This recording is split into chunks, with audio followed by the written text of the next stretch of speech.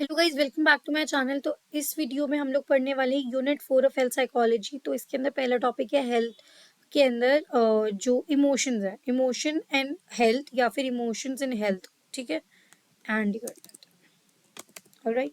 तो सबसे पहले नेचर ऑफ इमोशंस लिखेंगे हम। तो नेचर ऑफ इमोशंस में क्या है, इमोशंस क्या है? सबसे पहले तो इमोशन है कोर ऑफ आवर एग्जिस्टेंस। ठीक है, they enable us to enjoy our lives. इसकी वजह से हम अपनी लाइफ को एंजॉय कर पाते हैं, एक्सपीरियंस कर पाते हैं। Variety of colours in life. There are basic and self conscious emotion. दो तरीके के होते हैं। बेसिक इमोशन जैसे कि anger, fear, disgust, sadness, happiness, surprise. ठीक है, ये जो है यूनिवर्सली हर एक कल्चर में देखे जाते हैं, displayed and experience by people across culture. वैसे ही अब ये तो बेसिक इमोशन थे, अब आते हैं सेल्फ कॉन्शियस वाले जो हमारे इमोशंस है। तो ये कौन से होते हैं? ये कल्चर स्पेसिफिक होते हैं, क्योंकि due to the morality component, जैसे कि प्राइड, शेम, एम्बैरेसमेंट एंड लज्जा। ठीक है, ये सब चीजें कल्चर के ऊपर बेस्ड है ना, कल्चर स्पेसिफिक है। तो ये सेल्फ कॉन्शियस इमोशंस होते हैं। अब इमोशंस जो होते हैं ये इन्फ्लुएंस करते हैं हमारी social, cognitive, physiological and behavioural domains. इन सारे डोमेन्स को अम, ये इन्फ्लुएंस करती है। ठीक है, और सेल्फ कॉन्शियस इमोशंस इंपॉर्टेंट है यहाँ पे, एंड बेसिक इमोशंस। इसको ही मार्क कर देते हैं। ठीक है, राइट। तो दे डिटरमाइन अ रिएक्शन। ये हमारे रिएक्शन, जो इमोशंस है ये डिटरमाइन करते हैं हमारे रिएक्शन जो हम एनवायरनमेंट को दे रहे हैं। ठीक है, वो क्या होता है? इमोशंस होता है। इमोशंस डायनेमिक होते हैं in nature, and they include a casual relationship. ठीक है, तो अब इसमें क्या होता है कि ये डायनेमिक है इन नेचर में, और ये इंक्लूड करते हैं, they include a casual relationship between, किसमें? एक इंसान की सिचुएशन में और उसके बिहेवियर में। ठीक है, तो इनके बीच में एक रिलेशन की बात की गई है। जैसे हमारी सिचुएशन होगी वैसे ही हमारा बिहेवियर होगा, राइट। अब इमोशन क्या है? वो इन्वॉल्व करते हैं bio, psycho, social and cognitive components. ठीक है, इसके अंदर बायो, साइको, सोशल और कॉग्निटिव कॉम्पोनेंट्स होते हैं जो इन्फ्लुएंस करते हैं क्या? Influence the system along with bringing about changes. Changes भी आते हैं हमारे फिजिकल बिहेवियर में, और फिजियोलॉजिकल अराउजल होता है। ठीक है, which makes a dual role. अब क्या इमोशन क्या है? Which plays dual role. दो रोल ये प्ले करता है। पहला होता है स्टिमुलस। ठीक है, मतलब रोल ऑफ स्टिमुलस। अब देखो, ये डुअल रोल ऑफ स्टिमुलस करता है, as a response and a response. ठीक है, अब जब स्टिमुलस की बात होती है तो स्टिमुलस इमोशन क्या करते हैं? एक्टिवेट कर देते हैं बाकी प्रोसेसेस को। ठीक है, और जब रिस्पॉन्स की बात होती है, जब ये रिस्पॉन्स होता है, इमोशन एज अ रिस्पॉन्स आता है, तो ये साइकोलॉजिकल प्रोसेसेस की वजह से आता है। अब इसको समझने के लिए, जैसे सपोज किसी ने मुझे कहा, तो मेरा एक रिस्पॉन्स आ रहा है, इमोशनल रिस्पॉन्स आ रहा है, तो क्योंकि मैंने उसको पहले प्रोसेस किया, राइट, साइकोलॉजिकल प्रोसेस है। और अगर स्टिमुलस अगर मैं कर रही हूँ, तो वो क्या करता है? वो बाकी प्रोसेसेस को एक्टिवेट कर देता है, सामने वाले इंसान की कर देगा, राइट। तो वही, तो emotional responses on depend upon the motives and goals involve. तो हमारे जो इमोशनल जो रिस्पॉन्स होते हैं वो डिपेंड किस पे करते हैं? जो क्या हमारे मोटिव्स हैं, गोल्स हैं। ठीक है, अगर जो हमारे गोल्स हैं वो बहुत ज़्यादा इंपॉर्टेंट है तो वो मोटिवेट करेंगे हमें कि हम एक इमोशनल रिस्पॉन्स दें। अगर वो इम्पोर्टेंट नहीं है तो जो हमारा इमोशनल रिएक्शन होगा वो इतना एक्सप्रेस्ड ही नहीं होगा। ठीक है, अब मूड एंड इमोशन में क्या फ़र्क है इसके बारे में हम जानेंगे। ठीक है, तो मूड और इमोशंस को ना जनरली हम इंटरचेंजेबली यूज करते हैं कि मेरा मूड खराब है। ठीक है, मेरे इमोशंस ऐसे हैं, काइंड ऑफ बहुत इंटरचेंजेबली यूज करते हैं। बट जब हम डिफरेंशिएशन में देखेंगे तो एक किस पे डन होती है? Is done on the basis of what? Structural differences. ठीक है, अब जो मूड्स होते हैं इनको डिस्टिंग्विश किया जाता है बाय ये जो इमोशन है in terms of specificity in target and timing, की किस टारगेट और टाइमिंग पे है, उस अकॉर्डिंग हम डिस्टिंग्विश करते हैं कि या तो ये इमोशन है या फिर ये मूड है। अब मूड्स क्या होते हैं? मूड्स ये है डिफ्यूज्ड नेचर, डिफ्यूज्ड नेचर में होते हैं ये सबसे पहले तो। ठीक है, तो इसके अंदर क्या होता है कि फोकस, मतलब and focused while emotions are more specific. अब मूड्स में हमारे जो इमोशन है वो ज्यादा स्पेसिफिक होते हैं, as they are the way one acts in a particular situation. हम एक सिचुएशन, एक पर्टिकुलर सिचुएशन में कैसे एक्ट कर रहे हैं वो स्पेसिफिक है ना। तो वो होते हैं moods. Moods have cause and are, मतलब किसी कॉज की वजह से हमारा मूड वो होता है, and are more remote in comparison to emotion, ज्यादा रिमोट होते हैं. अब मूड जो है वो परवेजिव होते हैं और इनकी टेंडेंसी होती है कि ये चेंज होते रहते हैं. Tendency to change function at the social occupational relationship levels. ठीक है, इन तीनों लेवल्स में चेंज होता रहता है इनका फंक्शन. ठीक है, अगर जो इंसान है वो बहुत जॉयफुल मूड में है तो वो हर चीज को इन्वायरमेंट में भी उसी तरीके से देखेगा. ठीक है, इफ जो इंसान है वो गुस्से के मूड में है तो वो हर चीज को कैसे रिस्पॉन्ड करेगा, इरिटेटिंग मैनर में करेगा. अब आ जाते हैं इमोशंस के बारे में. अब इमोशंस क्या होते हैं? ये होते हैं गोल डायरेक्टेड एक्शंस. ठीक है, कि गोल डायरेक्टेड एक्शन सीक्वेंसेस. अब क्या है, इमोशंस क्या है, ये ब्रीफ है, ये ब्रीफ होते हैं और बट फिर भी बहुत इंटेंस एक्सपीरियंस होता है जो भी हमारे इमोशंस होते हैं. ठीक है, the emotional response to a given stimulus. कोई स्टिमुलस आया उसको जो हम रिस्पॉन्स देते हैं, ठीक है, वो किस पे डिपेंड करेगा कि जो हमारा स्टिमुलस है वो कैसा है. ठीक है, और उसको हमने कैसा इंटरप्रेट किया है, वैसे ही तो हम रिस्पॉन्स देंगे, right. The emotional experience involves images. जो हमारे इमोशनल एक्सपीरियंसेस होते हैं उसमें क्या क्या होता है? Images, words, phrases, cognitive cognitions, memory and so on. ठीक है, अब इमोशंस के अंदर क्या क्या होता है? ये cognitive, it involves cognitive processing. ठीक है, आप कॉग्निटिव प्रोसेस करते हो इसमें विद डिफरेंट मोटिवेशनल कॉन्सिक्वेंसेस. उसके बहुत सारे कॉन्सिक्वेंसेस भी हो सकते हैं. If someone has achieved success on a task. अगर किसी ने मतलब अगर वो सक्सेसफुल है किसी टास्क में तो उसको कैसी फीलिंग होगी? जॉय, हैप्पीनेस की. और उससे क्या होगा? दिस में predispose the person to perceive future positive events. तो मतलब वो फ्यूचर पॉजिटिव इवेंट्स देखेगा. बट अगर फेलियर है टू अचीव उनका जो टास्क था, ठीक है, तो उससे क्या होगा? प्लेजरेबल फीलिंग आएगी, सैडनेस होगा, ठीक है, डिस्गस्ट होगा. ठीक है, इसकी हमारा मूड खराब हो जाएगा उससे. ठीक है, तो हमारी एक एक एक स्टेट था किसी चीज की वजह से. हमारा जो रिस्पॉन्स था, हमने पहले कुछ चीज देखी, उसे परसीव किया, कॉग्निटिव प्रोसेसिंग हुई, तो उससे हमारा क्या हुआ कि हमने एक एक रिस्पॉन्स दिया. वो जॉय, हैप्पीनेस, कुछ भी हो सकता है. ठीक है, उससे क्या हुआ? अगर चीज अच्छी नहीं हुई तो हमारा जो मूड है वो खराब हो गया. अब मूड के अंदर हमने क्या पढ़ा था? मूड के अंदर हमने यहाँ पे क्या पढ़ा था? मूड्स क्या होते हैं? स्पेसिफिक होते हैं नेचर में, किसी चीज की वजह से हो रहे हैं. तो अब यहाँ पे वो चीज खराब हुई, अगर हम फेल हुए हैं इस वजह से तो मूड खराब हो गया, राइट. तो ये होता है. अब एलिसिटेशन ऑफ इमोशंस. अब इसमें क्या होता है? Emotion are elicited by external and internal stimulus. दोनों इंटरनल और एक्सटर्नल स्टिमुलाई होती है. ठीक है, ठीक है. एलिसिटेड मतलब क्या होते हैं? फैक्ट्स होते हैं. ठीक है, या फिर रिएक्शन कह लो. तो इमोशन किसके? एक्सटर्नल और इंटरनल दोनों स्टिमुलस का रिस्पॉन्स होते हैं जिसको हम, एक इंसान जो है वो अटेंड कर रहा है. पर्टिकुलरली दोज हैविंग सर्वाइवल और मोटिवेशनल वैल्यू. स्पेशली वो जिसमें सर्वाइवल या मोटिवेशनल वैल्यू है या फिर गोल रेलिवेंट है, उन चीज़ों पे हम ज़्यादा रिएक्ट करते हैं, उसके ऊपर हमारे इमोशंस आएंगे, राइट. जिन चीज़ों को हम अटेंड करेंगे जो हमें पता ही नहीं, जिस इंफॉर्मेशन के बारे में हम उसे भाव ही नहीं दे रहे, तो फिर उस पर हमारे इमोशंस क्यों आएंगे? तो अटेंशनल बायसेस इसमें कॉमन होती है. ठीक है, जब हम देखते हैं इमोशनल डिसऑर्डर्स जिन लोगों को होता है तो उनमें अटेंशनल बायसेस होती हैं. अब the meaning and significance of a stimulus. तो जो मीनिंग और सिग्निफिकेंस होती है स्टिमुलस का, मतलब जो मीनिंग एंड सिग्निफिकेंस होता है स्टिमुलस का, उसको क्या are perceive through a cognitive appraisal. हम उसे परसीव करते हैं कि वो कैसा है, पॉजिटिव है, नेगेटिव है, जो भी है. ठीक है, जो हमें that could be represented with in the, जो रिप्रेजेंट कहाँ होता है? कॉर्टिकल एंड सब कॉर्टिकल स्ट्रक्चर ऑफ हमारे ब्रेन में. ठीक है, उसके बाद इससे क्या होता है? हमारे फिजियोलॉजिकल अराउजल होता है and physical responses as seen. क्या मतलब? अब कुछ हो गया, ठीक है, हम लोगों ने अटेंशन भी दे दी, उससे हमने उससे परसीव किया कि पॉजिटिव है, नेगेटिव है. सपोज हमने फील किया कि नेगेटिव है तो हम उससे एंग्री हो गए, ठीक है, या फिर फियर है, जॉय है. मतलब जॉय तो नहीं होगा जब नेगेटिव होगा, मैं वैसे बता रही हूँ. अब ये फीलिंग्स हो सकती हैं. ठीक है, इससे क्या होगा? अगर ये होगा तो decrease in level of arousal, फिर अराउजल भी कम हो जाएगा. ठीक है, अब लजारिस ने सजेस्ट किया था that features of a situation, ठीक है, mediate the meaning of arousal. कि कैसी सिचुएशन है ना, वो भी हमारे अराउजल को इम्पैक्ट करती है. जैसे कि one feels N intense level of arousal. उसको बहुत ज्यादा इंटेंस लेवल ऑफ अराउजल होता है एक सिचुएशन में जिसमें the internal cues from the experience में influence the behaviour of people around them.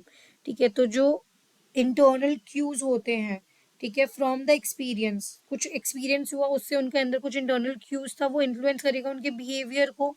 ठीक है, और मतलब बिकॉज ऑफ द सिचुएशन, जो भी सिचुएशन में चेंज आ रहा है। अब इमोशंस इन्वॉल्व एक्शन टेंडेंसीज। अब इमोशन से क्या होता है, एक्शंस होते हैं। ठीक है, जो इनेट भी हो सकते हैं, जो ऑलरेडी हमारे अंदर हो, या फिर एक्सप्रेस भी किए जा सकते हैं, जैसे कि हमने स्माइलिंग फेस दिया, या अगर हम उदास है तो हम रो रहे हैं। ठीक है, तो while some expression may be govern by cultural display rules. ठीक है, हम एक्सप्रेस कितना करेंगे, everything is govern by our cultural displays. ठीक है, अब क्योंकि हम लोगों को इस तरीके से कंडीशन कर रखा है, इंस्ट्रूमेंटल बिहेवियर है that deal with stimulus that elicit the emotion. जो भी स्टिमुलस है जिससे इमोशन होता है, उस पर कैसा बिहेवियर, मतलब इंस्ट्रूमेंट कैसे कर रखा है इंसान को, तो वो भी डिपेंड करता है। अब जो हमारे इमोशंस होते हैं वो पॉजिटिव और नेगेटिव दो तरीके के होते हैं। तो पॉजिटिव इमोशंस क्या होते हैं, पॉजिटिव इमोशन जैसे कि जॉय, कंटेनमेंट, हैप्पीनेस, एक्साइटमेंट, इनको क्या है, to be building block of our happiness होते हैं ये। ठीक है, क्या जॉय, कंटेनमेंट, हैप्पीनेस, एक्साइटमेंट, ये क्या है, building blocks of our happiness है, जो क्या करता है, फ्लरिश करता है resilience, vitality and satisfaction with life, right. तो जो एक्सपीरियंस होता है of positive emotions is beneficial for our physical health and emotional wellbeing. तो जो भी हमारे हमें जब भी हम एक्सपीरियंस करते हैं एक पॉजिटिव इमोशन, एक तो एक स्टेट ऑफ एक प्लेजेंट वर्ल्ड में आते हो आप। ठीक है, तो उससे उसका बेनिफिट किस किस चीज़ में, हमारे फिजिकल हेल्थ में और इमोशनल वेलबींग में। अब जो न्यूरो फिजियोलॉजिकल कोरिलेट्स होते हैं ऑफ पॉजिटिव इमोशन, वो बहुत स्पार्स है in comparison to the research on negative emotion. जब दोनों को दोनों के बीच में कंपेयर किया गया, तो जो पॉजिटिव इमोशंस थे वो ज़्यादा स्पेयर्स थे रिसर्च में, ना कि जो नेगेटिव इमोशंस थे वो। ठीक है, अब स्पार्स का मतलब थोड़ा कम है, तो वही अगर देखा जाए तो न्यूरोफिजियोलॉजिकल अगर कोरिलेट्स की बात करें हम पॉजिटिव इमोशंस में, तो वो कम होता है, क्योंकि ऑब्वियसली नेगेटिव इमोशन से ज़्यादा फिजियोलॉजिकल चेंजेस होते हैं, एकदम इंटेंस होता है क्योंकि वो ज़्यादा। अब कंसिडरिंग द न्यूरोफिजियोलॉजिकल रिस्पॉन्स, अगर हम देखें कि कौन से रिस्पॉन्स जो न्यूरोफिजियोलॉजिकल रिस्पॉन्स होते हैं पॉजिटिव इमोशंस के, तो वो कौन कौन से हैं। Happiness has been associated. अब हैप्पीनेस क्या है, pleasant valence and higher level of arousal. अब अराउजल क्या होता है, अराउजल एक तरीके से ना अलर्ट स्टेट, या जिसमें आप बहुत ज़्यादा एक्साइटेड हो। ठीक है, या फिर मतलब वो किसी भी तरीके से हो सकता है, मतलब कुछ भी, वो एक अराउजल एक स्टेट होती है। ठीक है, जब एकदम एक्साइटेड, एकदम पीक आ रहा है, दैट इज अराउजल। अब यहाँ पे क्या बात की गई थी कि ये रहा कि फिजियोलॉजिकल रिस्पॉन्सेज जो पॉजिटिव इमोशंस के साथ हैं वो क्या क्या है। तो सबसे पहले हैप्पीनेस को देखा जाता है कि प्लेजेंट वैलेंस है। अब वैलेंस क्या होता है, रिलेटिंग टू और डिनोटिंग इलेक्ट्रॉन्स इन्वॉल्व इन और availability of chemical bond formation. ठीक है, मतलब कि अब ये तो जो गूगल पे डेफिनेशन है वो है, बट वैलेंस का इन जनरल अगर हम मतलब ढूंढे इन ह्यूमन बिहेवियर, तो उसका मतलब होता है कि एक इमोशन वो कितना पॉजिटिव है या कितना नेगेटिव है। ठीक है, तो इसको एसोसिएट किया जाता है प्लेजेंट वैलेंस से, कि मतलब एक अच्छी एक स्टेट है। ठीक है, और हायर लेवल ऑफ अराउजल है, एक अलर्ट एकदम पीक आ रहा है। ठीक है, with the positive emotion that is associated with low levels of arousal. Generally जो पॉजिटिव इमोशंस होते हैं वो generally low level of arousal होते हैं, बट हैप्पीनेस में ऐसा नहीं होता। ठीक है, positive emotion have been involve in building our social, intellectual and physical capacities. ठीक है, पॉजिटिव इमोशन बिल्ड करते हैं हमारी सोशल, इंटेलेक्चुअल और फिजिकल कैपेबिलिटीज को। अब द दैट हेल्प्स, जो क्या करता है, हेल्प करता है किस में, कि adaptation and survival in long run. अब however with respect to short term effect of positive emotion, specific positive emotion जैसे कि प्लेजर हो गया, इन सबको सजेस्ट किया जाता है टू प्रोपेल। ठीक है, शॉर्ट टर्म इफेक्ट में अगर देखें तो प्लेजर वगैरह, या लॉन्ग टर्म में देखें तो थोड़ा हैप्पीनेस। अब देखो जो बिहेवियर होते हैं जैसे कि हेल्दी ईटिंग, प्रोक्रिएशन, या फिर सोशल रिलेशनशिप, जो कंट्रीब्यूट करते हैं सर्वाइवल को। ठीक है, अब नीचे आ जाओ, ये थोड़ा ऐसे ही रहा। अब न्यूरोट्रांसमीटर जो डोपामीन होता है उसको एसोसिएट किया जाता है किसके साथ, पॉजिटिव इमोशंस के साथ जो रिलीज होता है। अब ये जो न्यूरोट्रांसमीटर है, ये जो डोपामीन था, वो कहाँ से रिलीज होता है? वेंट्रल टेगमेंटल एरिया से, वीटीए से, एंड सब्सटैंशिया निग्रा एसेंस से। ये दो जगह से ही रिलीज होता है। टू वेरियस कहाँ पे जाता है फिर? कॉर्टिकल एंड सब कॉर्टिकल ब्रेन एरियाज में जाता है, जैसे एमिगडल, ठीक है, इसे एमिगडाला भी कहते हैं। ये रिस्पॉन्सिबल होता है इमोशंस के लिए। प्री फ्रंटल कॉर्टेक्स में जाता है। Pre frontal cortex anterior cingulate, ठीक है, एक minute, anterior cingulate and olfactory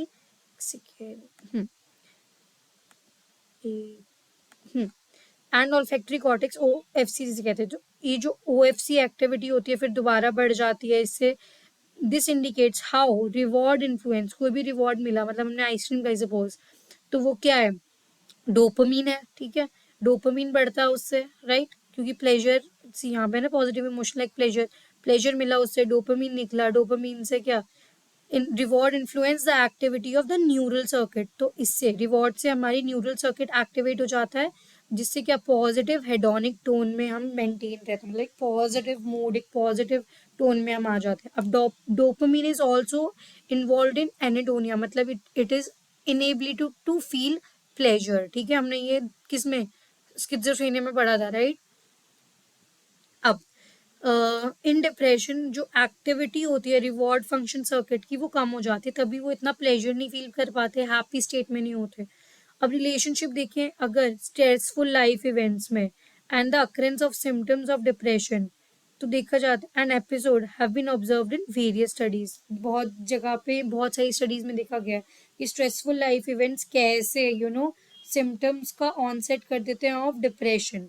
अब पॉजिटिव इमोशन एंड वेलबींग क्या होती है? ये एक बहुत इंपॉर्टेंट रोल प्ले करता है in wellbeing across life span. Happiness जो है वो रिपोर्ट की गई थी टू रिड्यूस ग्रेजुअली, थोड़ी कम होती चली जाती है। बचपन में हम कितने खुश होते हैं ना, फिर जब हम मिडिल अडल्टहुड में आते हैं तो फिर वही टेंशन वगैरह, क्योंकि आपको सब कुछ करना है लाइक लाइफ में, तो रिस्पॉन्सिबिलिटीज आ जाती हैं। फिर mental health has also been found to improve with age के साथ मेंटल हेल्थ इंप्रूव होती चली जाती है, क्योंकि फिर रिस्पॉन्सिबिलिटीज फिर से चली जाती है, राइट। रिटायरमेंट वगैरह हो गया है, कोई दिक्कत नहीं है। जो जैसे आपने देखा होगा, जो ग्रैंड पेरेंट्स होते हैं, अब उन्हें पता है कि उनके बच्चों की शादी हो चुकी है, वर्क रिस्पॉन्सिबिलिटीज या कमिटमेंट्स नहीं है, तो कुछ नहीं है ना, राइट। तो अब क्या है वही, तो विद एज उनकी मेंटल हेल्थ भी अच्छी होने लग जाती है, क्योंकि डिक्लाइन आ जाता है किसमें? डिप्रेशन एंजाइटी डिसऑर्डर में। अब जो इमोशन रेगुलेशन होता है वो इम्प्रूव करता है with an increase in age. जैसे एज बढ़ती है तो हमारी इमोशन रेगुलेशन भी मतलब सही होता चला जाता है, बचपन से जब अडल्टहुड में देखते, अगर तो मतलब वही अडल्टहुड में अगर टेंशन ज़्यादा है तो उनको हम लोग मैनेज या रेगुलेट भी ज़्यादा अच्छे से कर पाते हैं। अब नेगेटिव इमोशंस क्या है? पॉजिटिव हो गया, तो ये various kind of you know there are various kind of negative emotions, जैसे कि सैडनेस, डिप्रेशन, एंजाइटी, फियर, जो क्या प्ले करते हैं important role in psychological stress, ठीक है। अब the inability to cope, the inability to cope with stressful events lead to negative emotion. अगर हम कोप नहीं कर पाएंगे, कोई भी स्ट्रेसफुल लाइफ इवेंट आया, ठीक है, तो ऑब्वियसली फिर नेगेटिव इमोशंस आएंगे। सपोज हमारे एग्जाम्स है, हम लोग ने नहीं पढ़ा, तो क्या फियर होगा? तो वही है, ठीक है।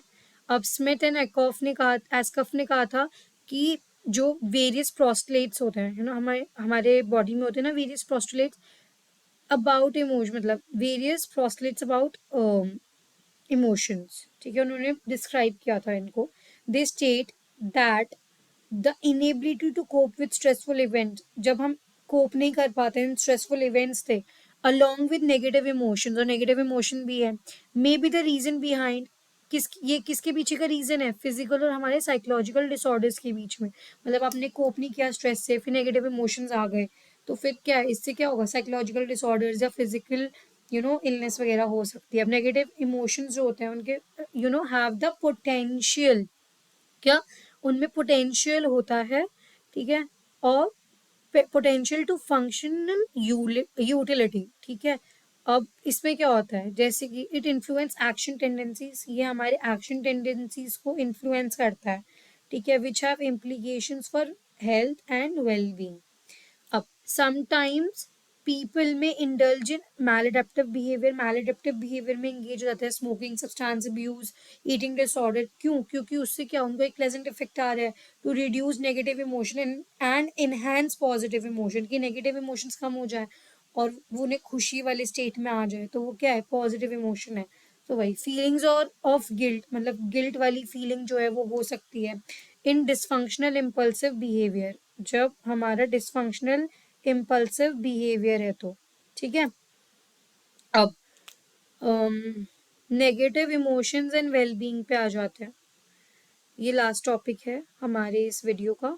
तो high level of chronic negative emotions, जब ज़्यादा क्रोनिक नेगेटिव इमोशंस होते हैं तो वो एसोसिएट किए जाते हैं किससे, कि उनकी जो फैमिली रिलेशनशिप है वो अच्छे नहीं होते, लो मैरिटल सेटिस्फैक्शन है, डिवोर्स हो गया, या फिर low level of subjective wellbeing.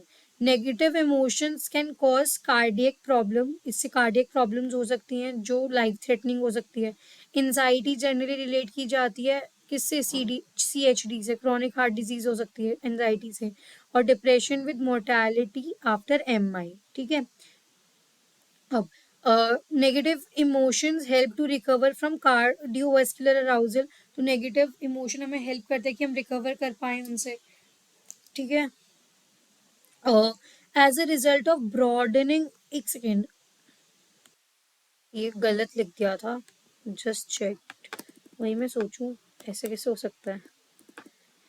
Positive, ठीक है, पॉजिटिव इमोशन हमें हेल्प करते हैं to recover from cardiovascular arousal as a result of broadening effect of positive emotion. जब पॉजिटिव इमोशंस होते हैं, ठीक है, वो ज़्यादा होते हैं तो हम लोग रिकवर कर पाते हैं कार्डियोवास्कुलर अराउजल से।